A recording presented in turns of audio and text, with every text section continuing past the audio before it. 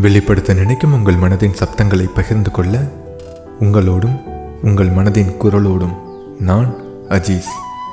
உங்கள் பொழுதை இனிமையாக்கும் மனதின் குரல். உங்கள் வாழ்வில் நிகழ்ந்த மறக்க முடியாத சுவாரஸ்யமான நிகழ்வுகளை வாட்ஸ்அப் அல்லது மெயில் மூலமாக எங்களுக்கு அனுப்புங்கள். இந்த சென்னையோட சாயங்கால டிராஃபிக் நம்ம எல்லாருக்குமே தெரியும். அப்படியே இமேஜின் பண்ணிக்கோங்க. அப்போ மேகம்லாம் கருத்து திரண்டு இப்போ கொட்டவா அப்போ கொட்டவான்னு அப்படியே மிரட்டிக்கிட்டு இருந்த வானம். விஜய் பஸ் ஸ்டாப்பில் நின்று அவனோட வாட்சியை பார்த்தான். மணி 6.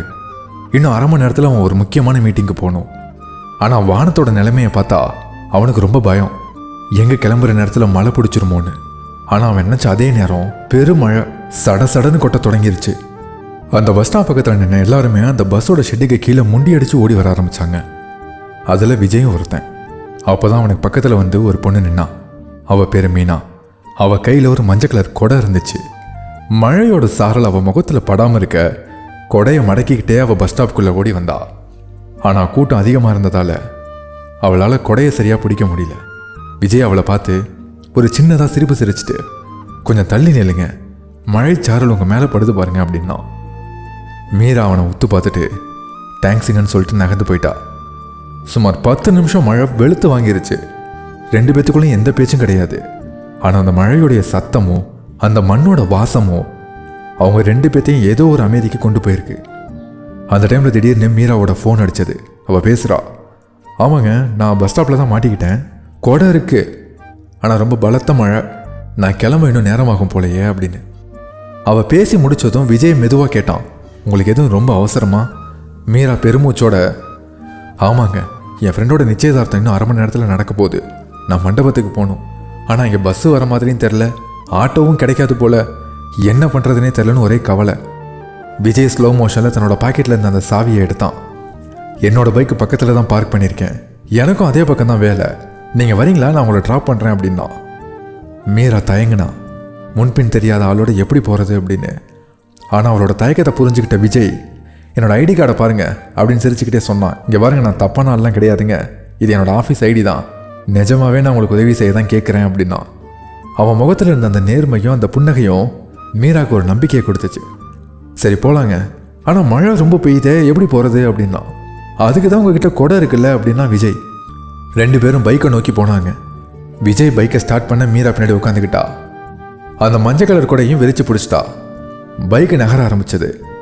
மழை காற்று அவங்க மேலே ரொம்ப வீசவும் மீரா தன்னோட கொடையை 2 பேத்துக்கும் சேர்த்து பிடிக்க முயற்சி பண்ணலாம்.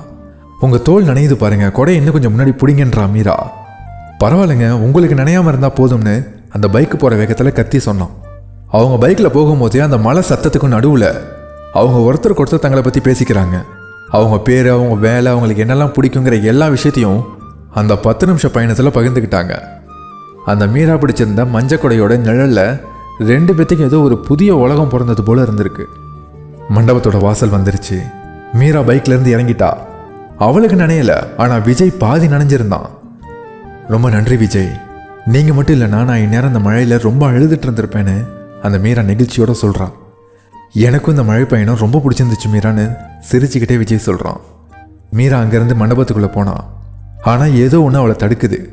அவள் திரும்பி வந்து இந்த கையில் வச்சிருந்தாலும் அவளோட மஞ்சள் கொடை அதை விஜய்கிட்ட கொடுத்தா. இந்த கொடை உங்ககிட்ட இருக்கட்டும், நீங்கள் போக வேண்டிய இடத்துக்கு போகும்போது கொஞ்சம் நனையாமல் போங்கன்னு சொன்னான். அப்போ உங்களுக்கு நீங்கள் என்ன பண்ணுவீங்கன்னு கேட்டான். நான் மண்டபத்துக்குள்ளே தானே போகிறேன், அங்கே தான் மழை இல்லைன்னு லைட்டாக கண்ணடிச்சிட்டு சிரிச்சுக்கிட்டே போயிட்டா. விஜய் அந்த கொடையை வாங்கிக்கிட்டான். சரி மீரா, இந்த கொடையை நான் இப்போ உங்ககிட்ட எப்படி திரும்பி கொடுக்குறதுன்னு மெதுவாக கேட்டான். மீரா விஜயோட நம்பரை வாங்கி அவள் ஃபோன்லேருந்து விஜய்க்கு ஒரு மிஸ்டு கால் கொடுத்தா. இந்த நம்பரை சேவ் பண்ணிக்கோங்க, நாளைக்கு இதே நேரத்தில் இதே பஸ் ஸ்டாப்பில் மழையே இல்லைனாலும் நான் கொடையை வாங்க வருவேன், அப்போ தரணும், ஓகேவா அப்படின்னு சொல்லிட்டு சிரிச்சுக்கிட்டே மண்டபத்துக்குள்ளே போயிட்டா. விஜய் அந்த மஞ்சள் கொடையை பார்த்துக்கிட்டே நிற்கிறான். இப்போ மழை நின்றுச்சு, ஆனால் அவன் மனசுக்குள்ளே ஒரு மெல்லிய காதல் தூறல் போட ஆரம்பிச்சிருக்கு. அடுத்து என்ன நடந்துச்சு அப்படிங்கிறத அடுத்த பகுதியில் பார்க்கலாம். இதே போல் உங்கள் வாழ்க்கையில் நடந்த மறக்க முடியாத நிகழ்வுகளை பகிர்ந்து கொள்ள உங்கள் மனதின் குரலோடு நான் அஜீஸ்.